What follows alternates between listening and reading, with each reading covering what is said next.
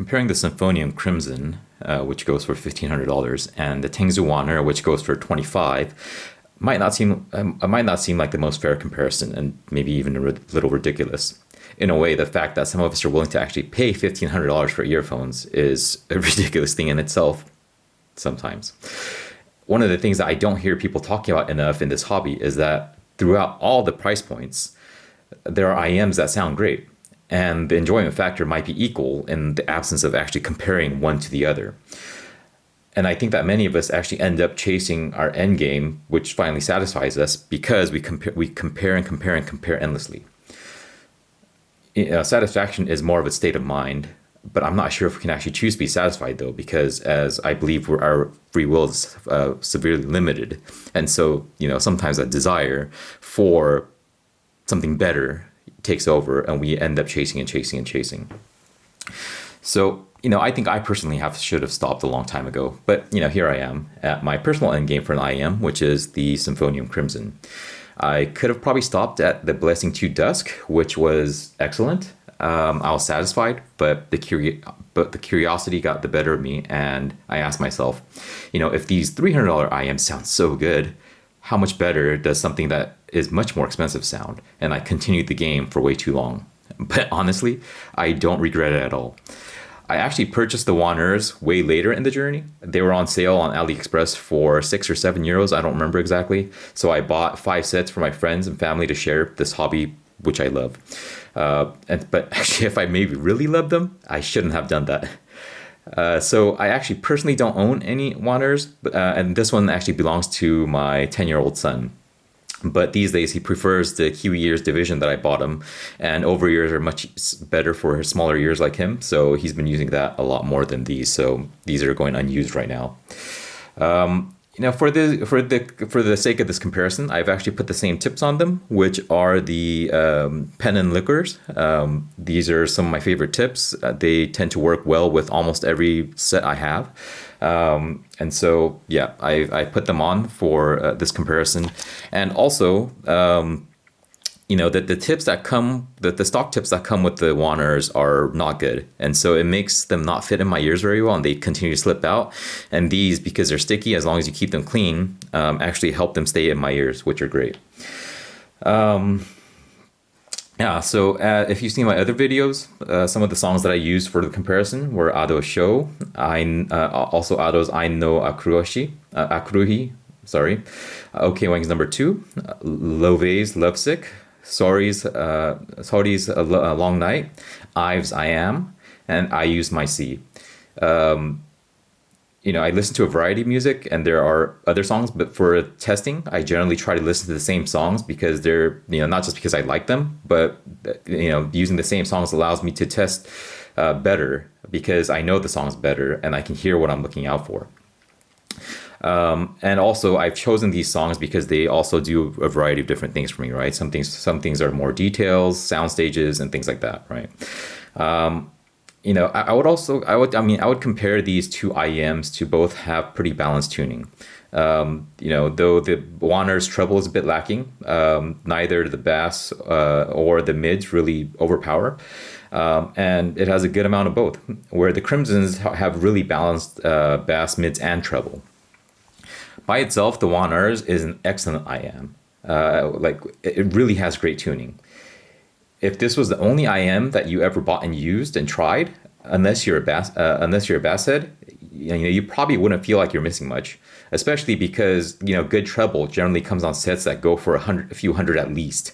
And I personally haven't heard great treble on sets under 600, which was the Dunu SA6 Ultras. But my listening experience is pretty limited, so take that with a grain of salt. That is to say that for normal consumers, they're probably not going to know that they're actually missing much on the treble because most consumer sets don't have really good treble. The vocals generally sound great, and there's enough bass energy to keep the songs exciting. I think that had this been my first IEM rather than the 7Hz Zeros, I may not have gone down this rabbit hole as deeply as I did. Because before owning the 7Hz Zeros, what I owned were just only Bluetooth devices, which all had pretty bad sound quality. And, I was using the Sony XM5 headphones at the time, and first, when I tried the 700 zeros, I was really blown away by the clarity that it offered. But there was like no bass at all. And so, I was looking for something similar, but with more of it. Yeah, and so if the Wan'ers are so good, what does a Crimson bring for 60 times the cost?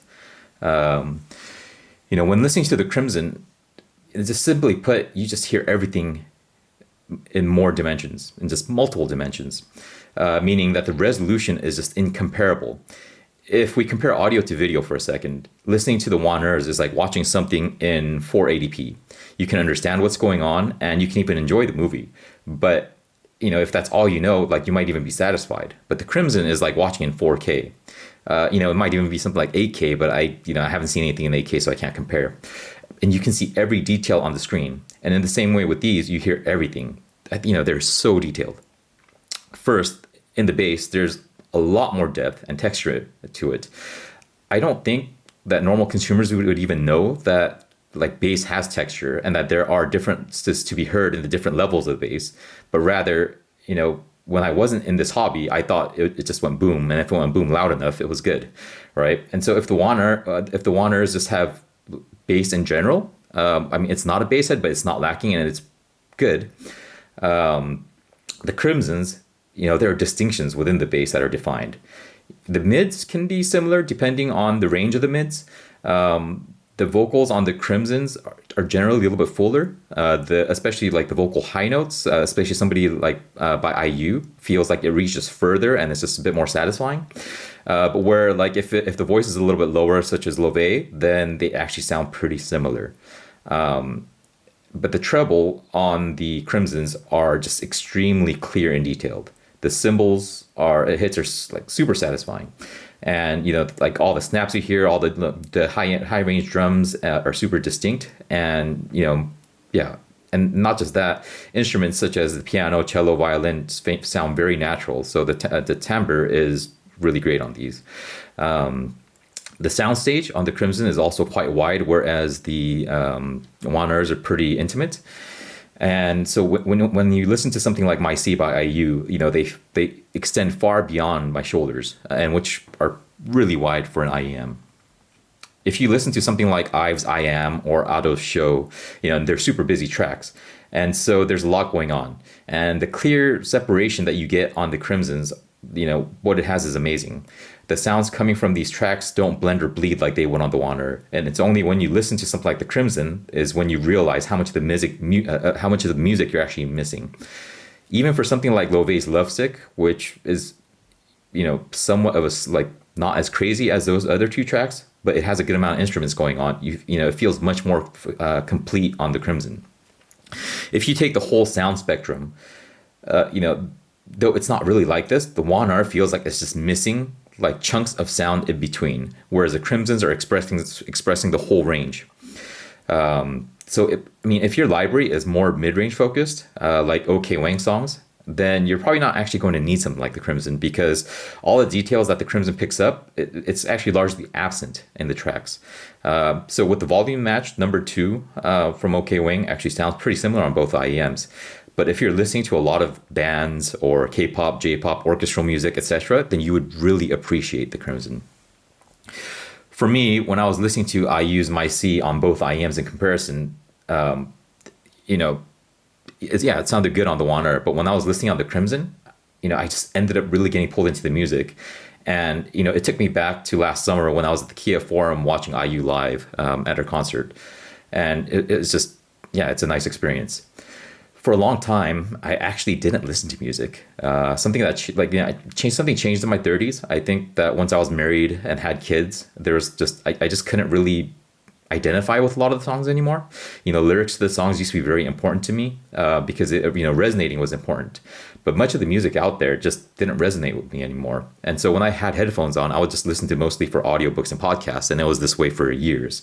And even when I was working, I was listening to podcasts because I actually do design work for a living. And so it's, I don't have to like read much, and, I can actually listen to, I can listen to words when I'm working. Discovering this hobby really brought back the joy of music for me. Now, it's not so much about the lyrics, and it's more about the emotionality the songs bring, maybe the excitement, which I actually didn't feel with the consumer like Bluetooth devices that I was using before, which is why I just wasn't listening to it much. And in pursuing and maximizing that enjoyment, I ended up with these ridiculously expensive Symphonium Crimsons. If I had to put like a percentage on how much better the Crimsons are technically compared to the Wan'ers, with it being completely subjective, of course, I would say maybe 3 to 4x. It's actually hard to think about these things in these terms, but so if I'm like thinking actually in percentages, let's say Wan'er gets you to, I don't know, 50%, right? And the Crimsons for me would get to something like 95%. But obviously this graph of audio quality isn't linear, and like the diminishing returns kicks in pretty hard the higher you get. And so it's actually really hard to put a figure on. But in terms of like monetary value that you get with the Wan'ers, they're really amazing, and I would recommend them for anybody who is not as abnormal as I am.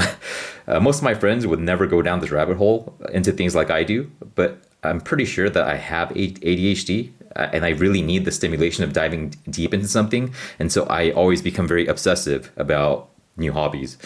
So for them, the Wan'er would be amazing, and just buy some better tips, like the liquors, which would help fit better, and yeah, they'd probably be pretty good to go. In terms of value, it's really about how you think about value. To me, the Crimsons are actually totally worth it, especially when bought used. I bought mine for $1,000 a few months after it came out. These days, they actually go for as low as $800, which to me is a steal. But the value isn't just about money. To me, it's personally the enjoyment it brings me, how the music, it comes to life, how it moves me, and I feel like the sound coming out of these are just nearly perfect to me, and it makes it worth it. I had the opportunity to A/B this compared to the Empire's Odin, which was a set that cost over $3,000, and the sound signature was different, and the set was also very enjoyable, but I wouldn't say that they were actually better than the Crimson, but rather they're on par with each other, and yeah, if you think about it that way, maybe it's a good value, right? I also have the Elysian Divas, which are over here. Yeah, so I have the Divas here, and they're a similar price point. The Divas being maybe $100 more expensive, but the Crimsons, other than the mids, where the Diva slightly edges it out, the Crimsons are better at everything else. It's a better resolving IEM. The bass is better. The treble is better. Although the Diva actually is no slouch when it comes to resolution either. But yeah, these are just better. So seen in that light, maybe these are a good value, right? But regardless, if you can afford it, I would highly recommend this set.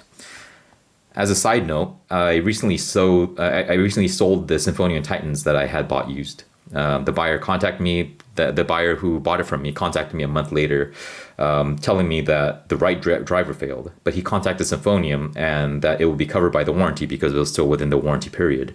So it seems like they transfer warranty, which not every company would do.